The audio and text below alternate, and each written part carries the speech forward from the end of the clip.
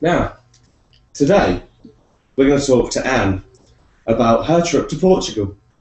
Because, you see, she left me all on my own for a whole day. A whole day? A whole day. That was quite sad. That was a sad, sad day. Nobody even called the phone when you weren't here. So, how did the trip to Portugal go? It went very, very well, thank you. I am sad to have missed the events we had in Felixstowe because I hear they went really, really well. But it was really nice to get away to a completely different scene. It was very hot. Oh, good. It was That's always nice for a holiday. Very quiet, and we spent most of our time horizontal. Nice.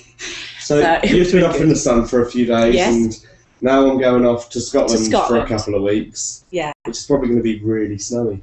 But there was a big time difference there, if you noticed, guys. I left down here just the bank holiday weekend. Dan's actually leaving me for 2 whole weeks. So that'll teach her a lesson to leave me on my own again. We will say from now, if anything technical goes wrong for the next 2 weeks, please don't ring up and shout at myself because it is Dan's fault for not being here. Dan's on holiday. Dan's out on holiday. So especially with CCAM, because I know a couple of people are concerned to what's happened with CCAM.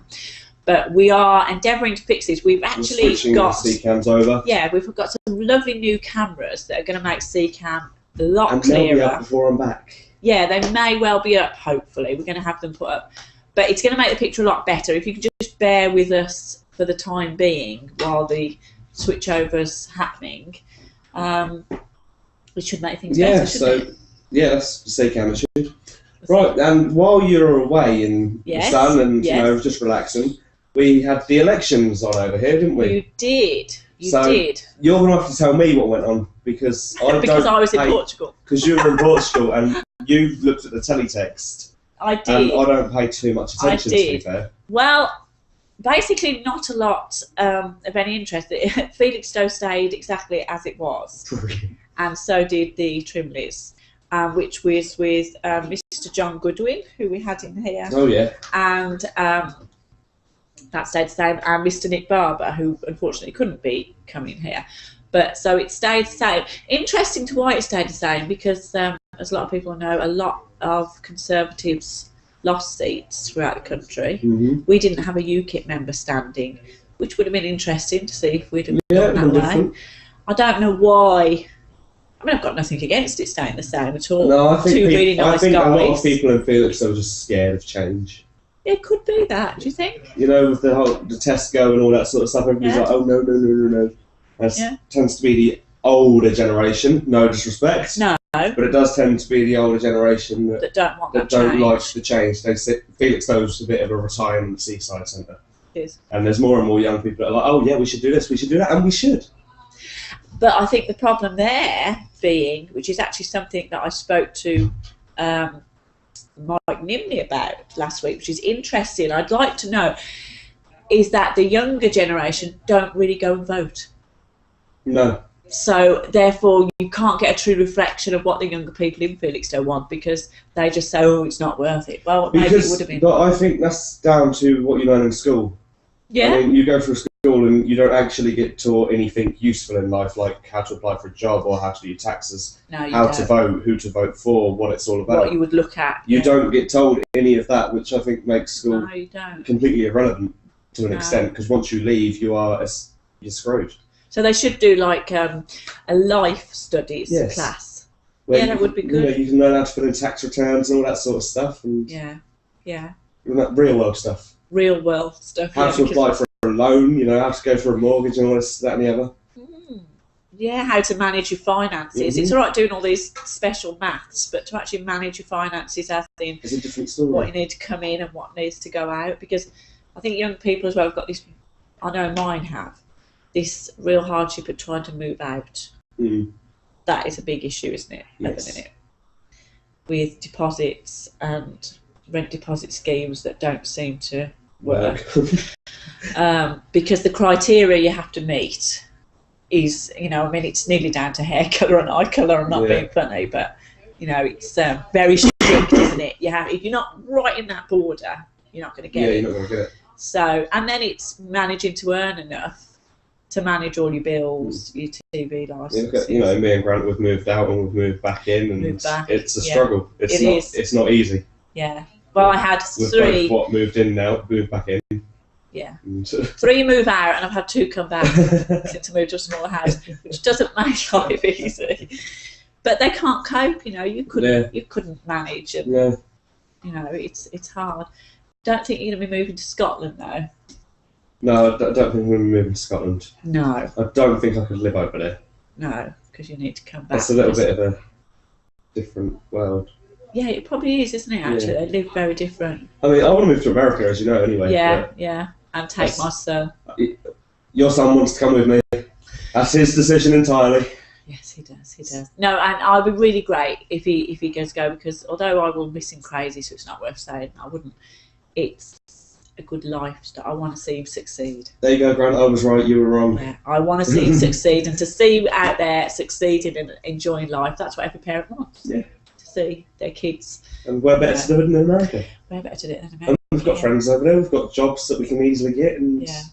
And I think the lifestyle of each country. I mean, I picked up on that while we were away. Their lifestyle is so different to ours. I mean, even in Portugal, the people that work, they're so relaxed. You know, they don't really rush.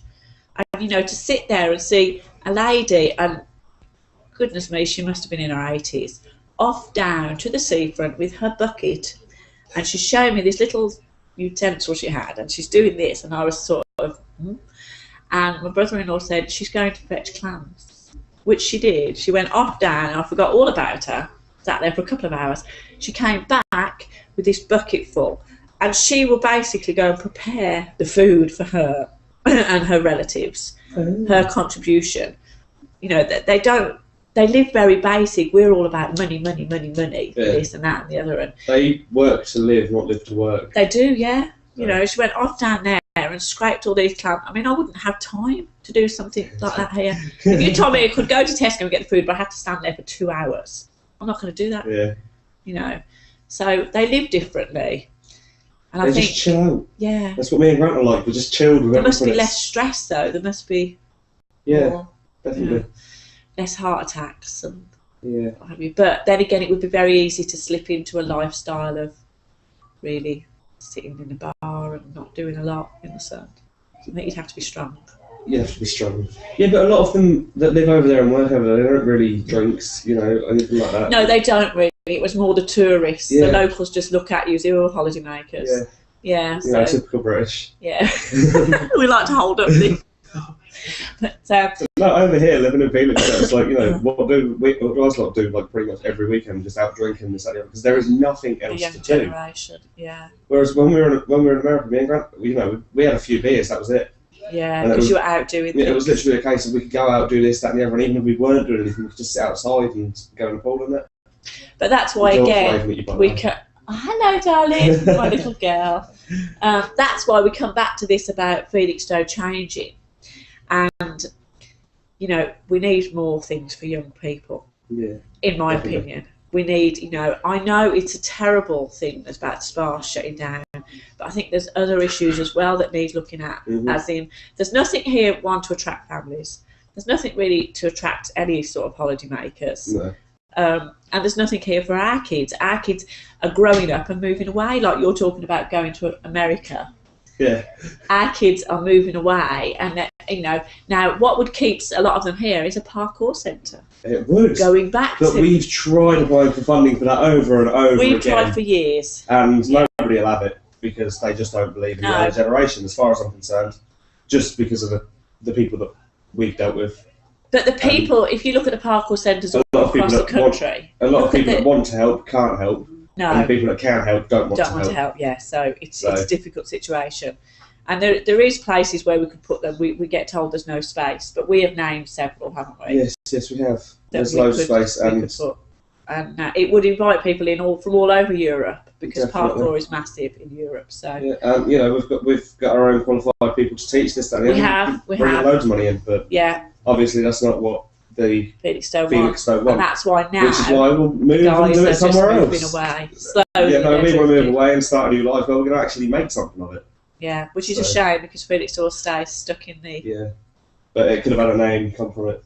Yeah, it could. It could have. It could, but we'll just sit here and mope. We'll leave that at We'll that. leave that at that because, yes, we get quite sad. Yes, we do. We do. We do. Get very sad. Right, Okay. thank you for watching and I have hope we a haven't brilliant bored you day. too much. By the way, if you want to know what the weather's like, it's just look out the window. It's lovely. It's lovely. See you later. Bye.